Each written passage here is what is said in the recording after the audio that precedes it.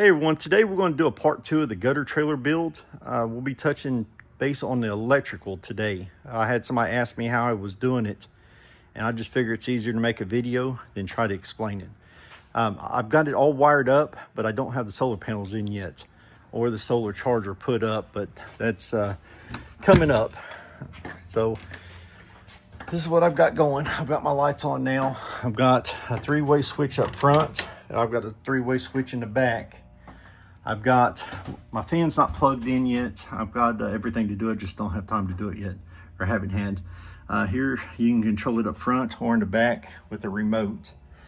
I've got 2 separate 15 amp circuits here. So here's 15 amps, here's 15 amps. This is gonna run my refrigerator and my microwave. This is gonna run my DeWalt charger and Ego charger and whatever else I need on my workbench. I've got them on separate circuits so I can turn them off if I need to, whatever. Right here is my breaker box. I've got a 20 amp breaker here that controls my lights and my machine and the 20 amp outlets. This is just a spare 20 amp, and these two 15s are for over there.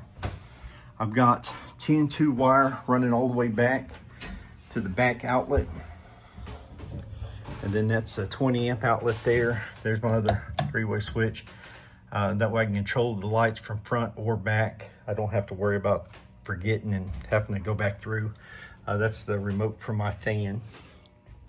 Here is the other 20 amp outlet. That'll be running the machine. And then if I need to run something else off of it, I can.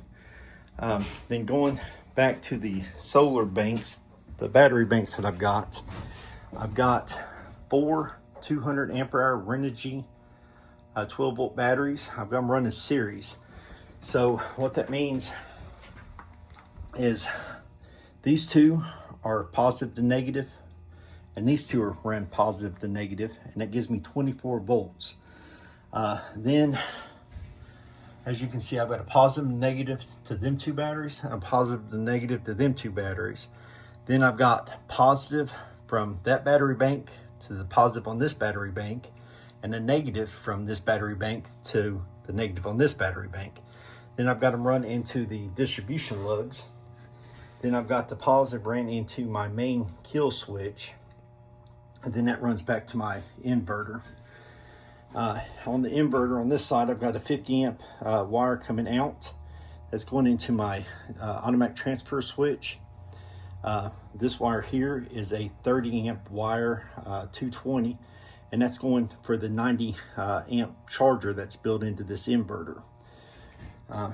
Down below you can see the 110 orange wire there coming in. That's 10-2 wire Romex. That's going into my transfer switch for my shore power. So if something happens to my battery bank or whatever, I can plug into the outside outlet to a house or a generator or whatever, and I can still run and keep going.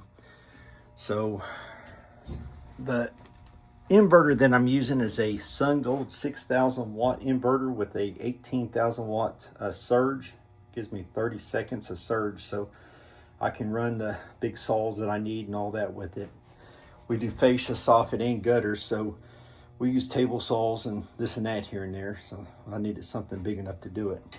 But anyway, the transfer switch, if I plug into the shore, it'll shut off, and vice versa. Also, the inverter, it can read, it's got a 30 amp transfer switch, so if something happens and one messes up, that one will work. But anyway, if I turn that off, the lights flickered and you hear the click. Now it's running off of shore power. And then if I turn it back on, it will start running back off of the inverter. But there's a 30-second delay. I've got to fix that yet. All I got to do is change the settings. And that's for, if it was a generator, it'd have time to get the full charge before it took on the load. But it'll click here in a minute, and the lights will flick, and then we'll be back on the inverter power. So anyway, we'll walk back here in the back, and there's that click there, and I'll show you how I've got the inlets going in. Here's my 110, 120 volt shore power. Now that's just a regular extension cord. And then here's my 30 amp. It's actually a 50 amp plug that I'm using, but it's a 30 amp that's going to go in. And that goes to my battery charger, that 90 amp battery charger. And also let me run off that if I got it plugged up, but that's just if on a rainy day or a cloudy day and my batteries don't get all the way charged, when I pull it into the garage, I can go ahead and plug it up and leave it overnight and it'll be charged ready for me in the morning. Also, I put my inlets on the driver's side.